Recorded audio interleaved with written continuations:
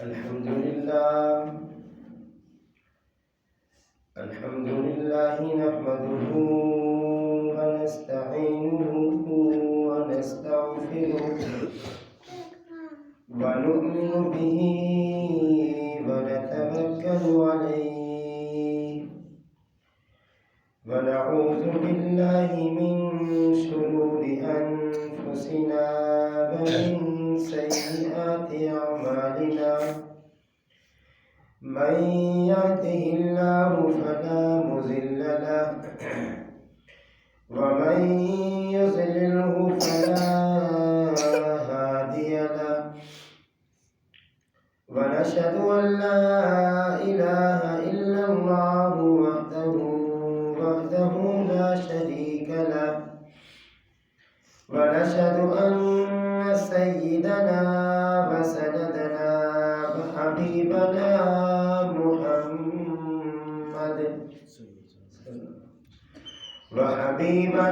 محمدا عبده ورسوله صلى الله تعالى عليه وعلى آله وأصحابه وبارك وسلم تسليما كثيرا أما بعد فأعوذ بالله من الشيطان الرجيم بسم الله الرحمن الرحيم وما كان لمؤمن ولا مؤمنة إذا قضى الله ورسوله أمرا أن يكون لهم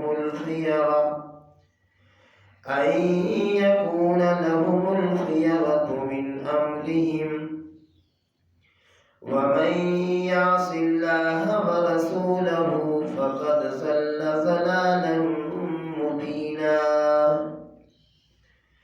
وقال النبي صلى الله تعالى عليه وسلم ما أسفل من الكعبين من الإزار في النار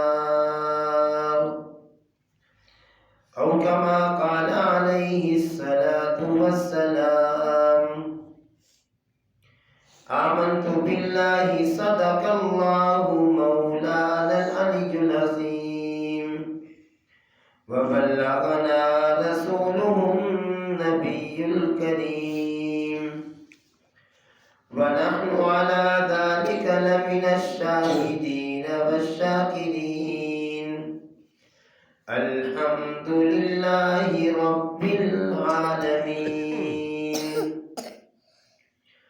اللهم صل على محمد وعلى آل محمد كما صليت على إبراهيم وعلى آل إبراهيم إنك حميد مجيد اللهم بارك على محمد وعلى آل محمد كما باركت على إبراهيم وعلى آل إبراهيم إنك حميد مجيد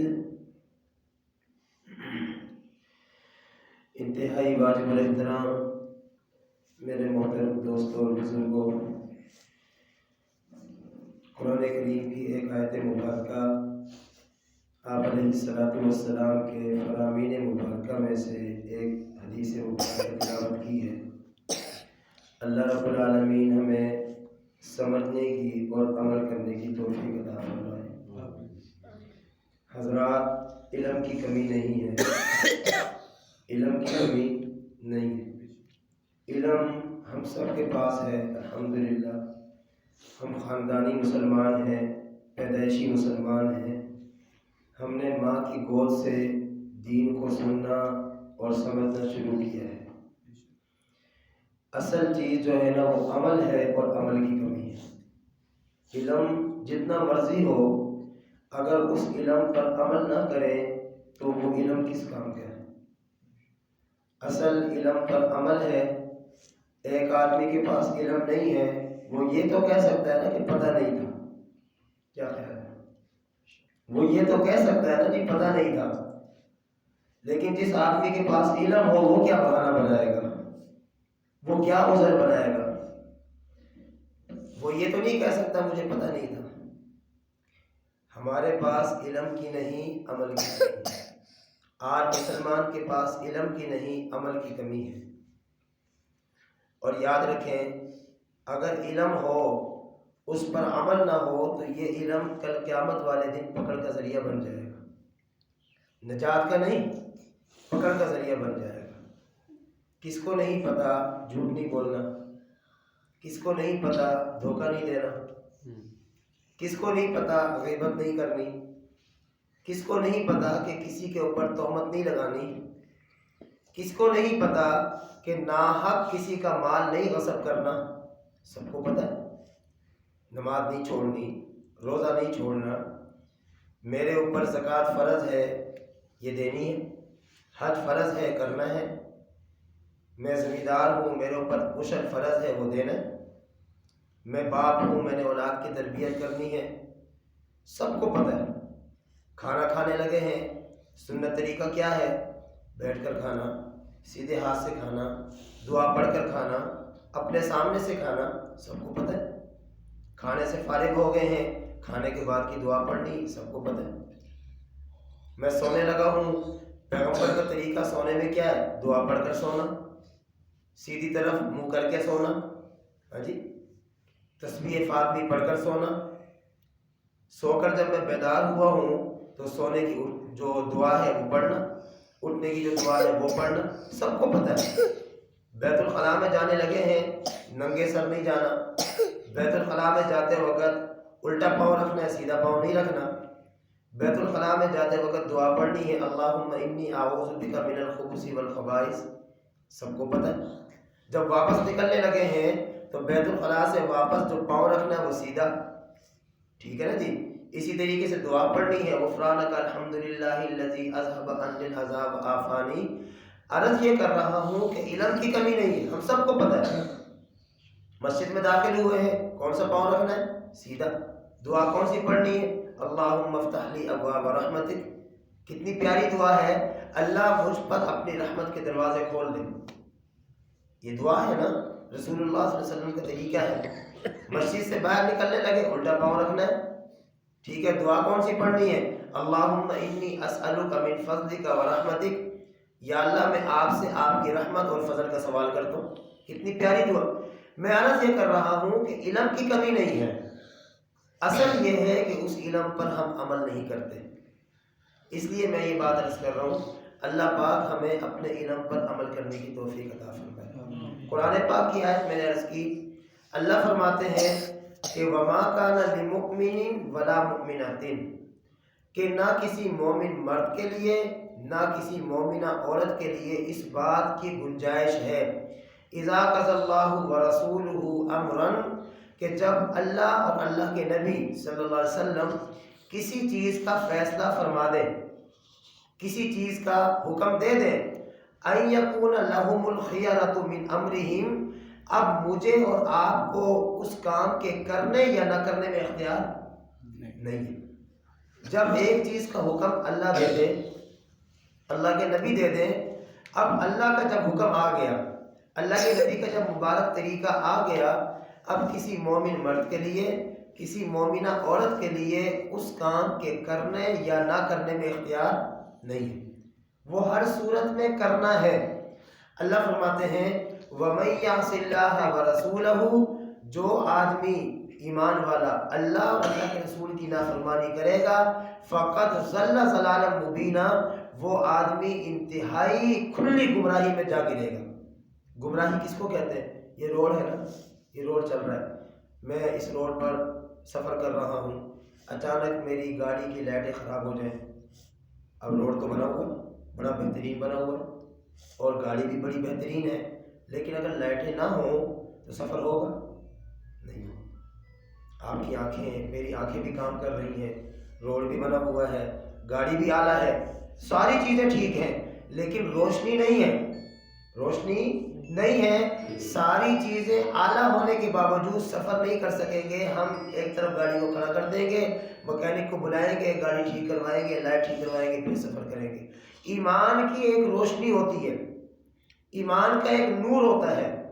اگر انسان اللہ کے حکموں پر، نبی علیہ السلام کے مبارک طریقوں پر عمل کرے گا تو انسان کو وہ ایمانی نور حاصل ہوتا ہے، وہ ایمانی روشنی حاصل ہوتی ہے، اور اس ایمانی روشنی کی وجہ سے انسان جہنم والے رستے پہ نہیں بلکہ جنت والے رستے پہ چلنا شروع کر دیتا ہے، ایمان والے رستے پہ چلنا شروع کر دیتا ہے، سنت والے رستے پہ چلنا شروع کر دیتا ہے، توحید والے رستے پہ چلنا شروع کر دیتا ہے۔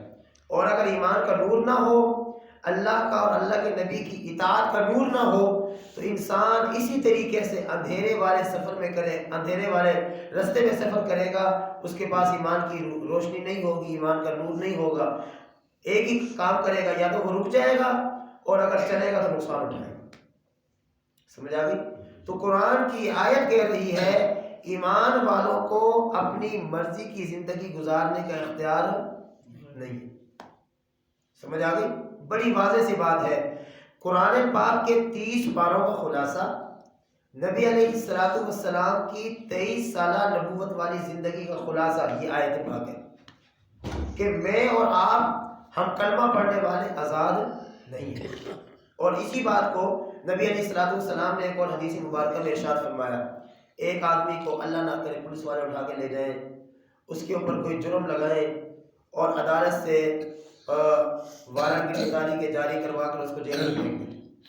اب جیل میں جانے کے بعد انسان اپنی مرضی کا لباس پہن سکتا ہے؟ نہیں۔ اپنی مرضی سے سو سکتا ہے؟ نہیں۔ اپنی مرضی کا کھا سکتا ہے؟ نہیں۔ کیوں؟ وہاں انسان قیدی ہے۔ انسان کیا ہے؟ قیدی۔ اور وہ جگہ انسان کے لیے کیا ہے؟ قید خانہ۔ قید خانے میں قیدی اپنی مرضی کا نہیں کھا سکتا، اپنی مرضی کا نہیں پہن سکتا، اپنی مرضی کا نہیں پی سکتا، اپنی مرضی کی زندگی نہیں گزار سکتا۔ اور میں باہر ہوں، قید خانے سے باہر ہوں، تو جب جی چاہے سو جاؤں، سو سکتا ہوں نا، جو جی چاہے کھا لوں پی لوں، کوئی روک ٹوک ہے؟ نہیں۔ اللہ کے نبی صلی اللہ علیہ وسلم نے اس بات کو یوں ارشاد فرمایا، الدنیا سجن المؤمن و جنت الکافر، کہ یہ دنیا ایمان والے کے لیے قید خانہ اور کافر کے لیے جنت ہے۔ سمجھ رہے ہیں؟ کافر پر کوئی پابندی ہے، وہ جو چاہے کھائے، حرام کھائے حلال کھائے، جائز کرے ناجائز کرے، کوئی روک ٹوک نہیں ہے۔ اللہ کی طرف سے تو ہے لیکن وہ آزاد سمجھتے ہیں نا اپنے آپ کو۔ اور ایمان والا، ہاں جی، کوئی چیز پڑی ہوئی ہے میں اٹھا کے کھا سکتا ہوں، کیوں نہیں؟ اللہ نے منع کی، اللہ کے نبی نے منع کی، ٹھیک ہے۔ میں گھٹنے سے اوپر یہ جگہ کھلی رکھ کر کوئی لباس پہن سکتا ہوں؟ نہیں۔ کیوں؟ اللہ نے منع کی، اللہ کے نبی نے منع کی۔ سمجھ آ رہی ہے؟ میں شراب پی سکتا ہوں؟ نہیں، اللہ نے منع کیا۔ میں حرام کھا سکتا ہوں؟ نہیں، اللہ نے منع کیا۔ میں پابند ہوں، میں آزاد نہیں ہوں۔ میں نے یہ سر کے بال کٹوانے ہیں، میں نائی کے پاس جا کر اس کو کہتا ہوں برگر کٹ کاٹ دو، فلاں کاٹ دو، فلاں کاٹ دو، میں آزاد ہوں؟ نہیں۔ میں نبی علیہ السلام کا امتی ہوں، میں نبی علیہ السلام کے طریقے کے مطابق زندگی گزارنے کا پابند ہوں، میں آزاد نہیں ہوں۔ یہ آیت مبارکہ مجھے اس چیز کا سبق دے رہی ہے۔ اب خلاصہ کیا نکلا؟ میں ایک بات عرض کر رہا ہوں، خلاصہ کیا نکلا؟ خلاصہ یہ ہے کہ فجر صبح سے لے کر رات تک، رات سے لے کے صبح تک میرے 24 گھنٹے پیغمبر کے طریقے کے مطابق گزرنے چاہیے۔ سمجھ آ گئی ہے؟ پیغمبر کے طریقے کے مطابق گزرنے چاہیے، تب تو میں مسلمان ہوں۔ یہ آیت کریمہ کا خلاصہ یہ ہے۔ اور اگر میں اللہ کے نبی کے طریقے کے خلاف چل رہا ہوں تو زندگی تو گزر رہی ہے، زندگی رکی ہوئی نہیں ہے، لیکن کل قیامت والے دن جب میں اللہ کے حضور پیش ہوں گا، نبی علیہ السلام کے پاس جاؤں گا، اللہ اور اللہ کے نبی مجھ سے پوچھیں گے، اے میرے بندے، کلمہ پڑھ کر مجھ سے وعدہ کیا تھا، کلمہ پڑھ کر مجھ سے معاہدہ کیا تھا، تم نے اس وعدے کے خلاف زندگی کیوں گزاری؟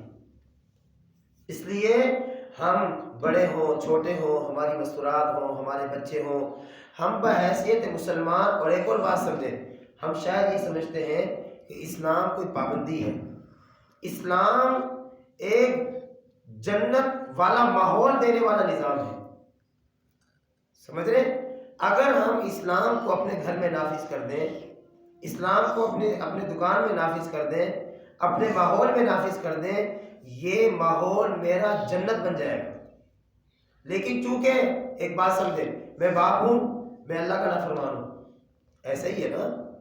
ایسے ہی میں باپ ہوں، میں اللہ کا نافرمان ہوں، میں ماں ہوں، اللہ کی نافرمان۔ جب میں ماں اور باپ ہو کر اپنے پالنے والے کا نافرمان بنوں گا، جس کا کھا رہا ہوں، جس کا پی رہا ہوں، جس کے آسمان کے نیچے رہ رہا ہوں، جس کی زمین کے اوپر رہ رہا ہوں، میری بات سمجھے، تو جو میرے ماتحت ہے، جو میری پرورش میں ہے، میری بات سمجھے، ادھر دیکھیں، جو میری پرورش میں ہے، یہ بچے میری پرورش میں ہیں نا، ان بچوں کو میں ظاہری درجے میں پالتا ہوں۔ اگر میں اپنے رب کا کھا کر، اپنے رب کا پی کر اس کی نافرمانی کروں گا، یہ بچے میری نافرمانی کریں گے۔ اگر میں اپنے رب کا نافرمان ہوں گا، یہ بچے میرے فرما بردار نہیں بنیں گے۔ یہ واضح سی بات ہے۔ اگر میں چاہتا ہوں کہ میرے بچے، میرے ماتحت، میرا ملازم، میری اولاد، میرا شاگرد وہ میرا فرما بردار بن جائے، اس کے لیے ضروری ہے کہ میں اپنے اللہ کا فرما بردار بنوں، میں اپنی اللہ کی نافرمانی نہ کروں۔ اس لیے اس آیت مبارکہ کی روشنی میں ہم جتنے بھی بیٹھے ہوئے ہیں، آج اس بات کا عزم کریں، ارادہ فرمائیں کہ آج کے بعد ہم کوشش کریں گے اپنے کھانے کو، اپنے پینے کو، اپنے پہننے کو، آنے کو، جانے کو، بیت الخلاء میں آنے کو، جانے کو، معاملات کرنے کو، ہاں جی دکانداری کرنے کو، زمیندارہ کرنے کو، ہر چیز کو ہم اللہ کے حکم اور نبی علیہ الصلوۃ والسلام کے طریقے کے مطابق بنائیں گے۔ ٹھیک ہے جی؟ اچھا، اب میری بات سمجھیں، بیان تو سنتے رہتے ہیں لیکن کچھ کرنے والی باتیں کر رہے ہیں نا۔ اب آپ کہہ جی دکانداری کو دین کے مطابق بنانا تو بہت مشکل ہے، کیسے بنائیں؟ دنیا جھوٹ بولتی ہے، فراڈ کرتی ہے، یہ کرتی ہے، وہ کرتی ہے۔ اب ہم ایک فتح پور کے اندر دکان جو ہے نا بالکل ایمانداری سے کرنا شروع کر دیں، مشکل ہے۔ چلو ہے نہیں، مشکل ہے نہیں، لیکن چلو مان لیا مشکل ہے۔ آپ ایک کام کریں، آج میں اور ہم جتنے بیٹھے ہیں اس بات کا عزم کرتے ہیں، نمبر 1، آج کے بعد ہم سنت کے مطابق سوئیں گے۔ اب یہ تو مشکل نہیں ہے نا؟ کیا خیال ہے؟ یہ تو مشکل نہیں ہے، یہ تو میرا اپنا ذاتی مسئلہ ہے نا۔ میں جب سونے لگا ہوں، آپ کو دعا آتی ہے الحمدللہ، نہیں آتی یاد کر لیں، چھوٹی سی دعا ہے، کون سی کوئی لمبی چوڑی دعا ہے، اللہم بسمک اموت واحیا۔ اس کا ترجمہ میں اللہ کے نام کے ساتھ مرتا ہوں۔ سمجھ رہے ہو؟ مرتے ہو؟ یہ سمجھے نا، اس چیز کو سمجھے۔ یہ دعا کس نے سکھلائی ہے؟ اللہ کے نبی نے۔ اور نبی علیہ السلام کی سکھلائی ہوئی دعا کوئی عام دعا نہیں ہوگی۔ اللہ کے نبی فرماتے ہیں اللہم بسمک اموت واحیا، میں اللہ کے نام کے ساتھ مرتا ہوں، اللہ کے نام کے ساتھ زندہ ہوتا ہوں۔ اگر تو یہ دعا عربی میں آتی ہو تو بہت اچھا، عربی میں اس دعا کو پڑھ کر سو جائیں۔ نہیں آتی، عربی یاد کرنے کی کوشش فرمائیں، جب تک نہ آئے اس وقت تک یہ ترجمہ پڑھ لیں۔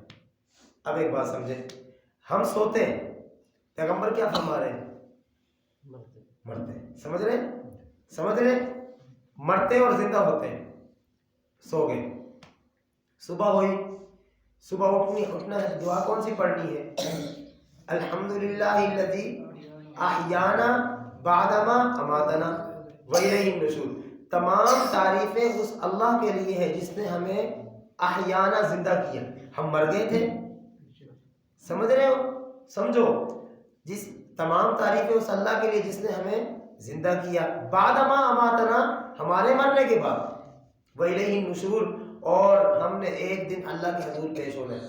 اب ایک بات سمجھے، پیغمبر صلی اللہ علیہ وسلم نے رات سونے سے پہلے موت کو یاد کروایا، موت کو یاد کروایا کہ تم 20 سال کے ہو، یہ نہ سمجھنا ابھی تو 20 سال کا نوجوان ہوں، ابھی تو 15 سال کا بچہ ہوں، ابھی تو میں 30 سال کا نوجوان ہوں، ابھی تو میں نے 50 سال اور زندہ رہنا ہے، یہ نہ ذہن میں لانا۔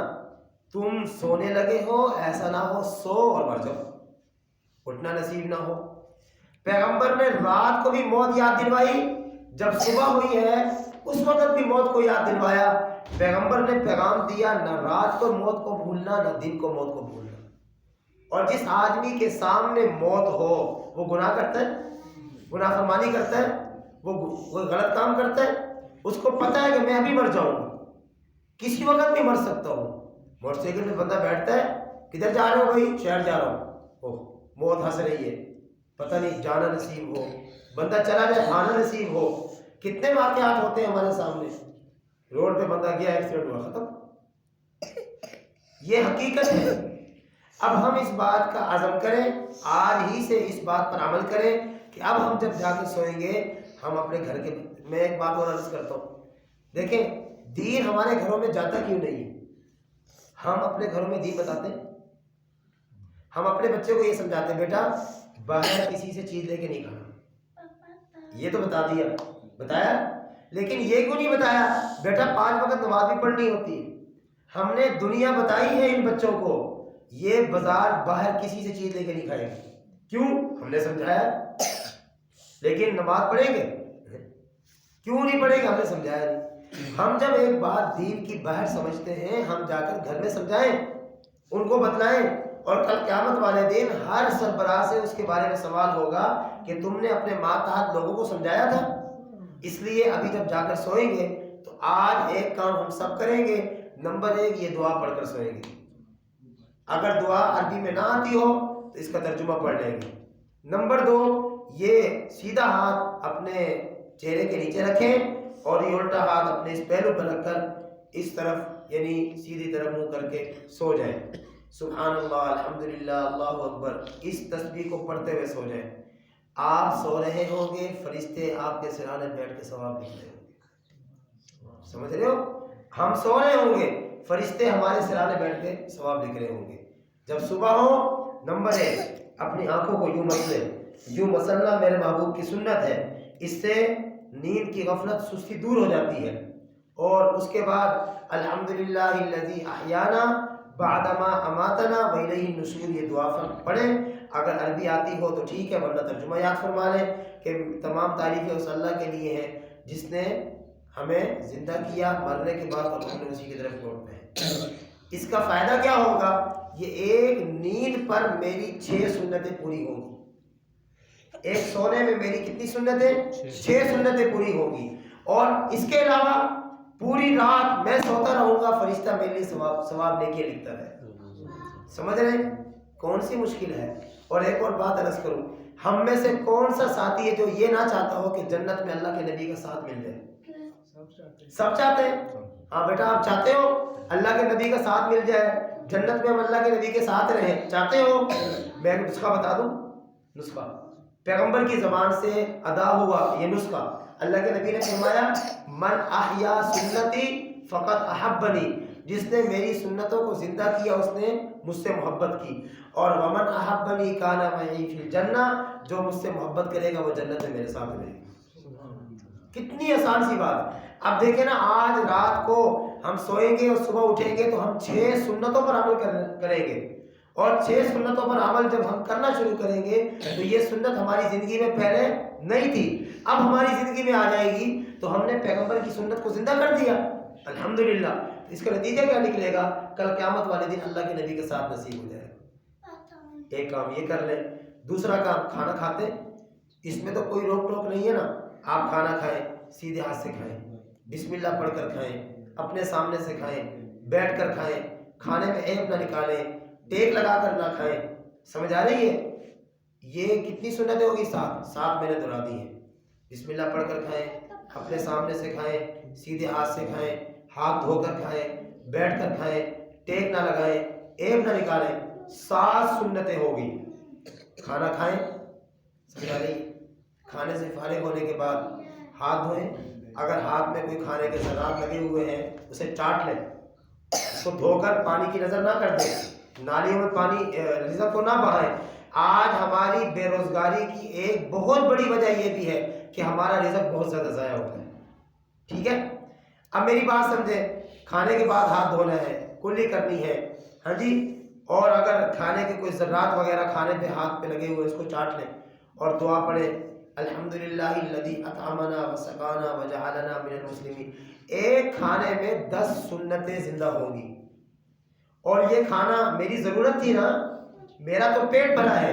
آپ یقین مانیں اگر اس سنت کے مطابق کھانا کھایا تو یہ کھانا کھانا میری ضرورت بھی ہوگی، میری عبادت بھی بن جائے گی. کون سی مشکل ہے؟ ٹھیک ہے. اب میں دن میں 3 دفعہ کھانا کھاتا ہوں, 30 سنتیں کھانے والی زندہ ہو گئی. دن میں 2 دفعہ سوتا ہوں, 1 دفعہ رات کو 1 دفعہ دن میں. ہاں جی, مثال کے طور پر 6 سنتیں تو 12 سنتیں وہ ہو گئی, 42 سنتیں ہو گئی. پانی پینا ہے, پانی دیکھ کر پیئیں, پانی بیٹھ کر پیئیں, پانی 3 سانس میں پیئیں, بسم اللہ پڑھ کر پیئیں. سمجھ آ رہی ہے؟ یہ 4-5 سنتیں ہو گئی. اب دن میں اگر میں 4 دفعہ 5 دفعہ پانی پیتا ہوں تو یہ اگر 5 سنت بھی ایک پانی پینے پر ہے تو 25 سنتیں زندہ ہو گئی. کتنا آسان ہے. یعنی یہ دیکھیں 2-3 کاموں میں دن میں ہم 70-80 سنتیں زندہ کر لیں گے. اور جو آدمی 70-80 سنتوں پر دن میں عمل کرے گا, آپ بتائیں کہ پیغمبر بھولیں گے اس کو؟ اللہ کے نبی بھولیں گے؟ اللہ کے نبی تو ہر وقت اس کے سامنے رہیں گے. اور مسلمان کو کیا چاہیے؟ مسلمان کہتے ہیں میں خواب میں اللہ کے نبی کو دیکھوں. ارے بھائی, آپ خواب میں نہیں, آپ ہر وقت تصور میں پیغمبر کو سامنے رکھیں. سمجھ آ رہی ہے؟ میں نے یہ صرف 3 کام بتائے نا. کھانا سنت کے مطابق, پینا سنت کے مطابق, سونا سنت کے مطابق. اور کتنی سنتوں پر عمل ہو جائے گا؟ تقریباً 70-75-80 سنتوں پر عمل ہو جائے گا. اور جو آدمی اس طریقے سے اپنے ہر کام کو سنت کے مطابق کرتا چلا جائے گا, کرتا چلا جائے گا, کرتا چلا جائے گا, تو کیا خیال ہے اللہ کے نبی کی نافرمانی ہوگی؟ پیغمبر بھولیں گے؟ نہیں بھولیں گے. اور یاد رکھیے, اسی طرح کسی دن صبح ہوگی وہ ہماری آخری صبح ہوگی, یا شام ہوگی وہ آخری شام ہوگی, اور ہم پیغمبر کی سنت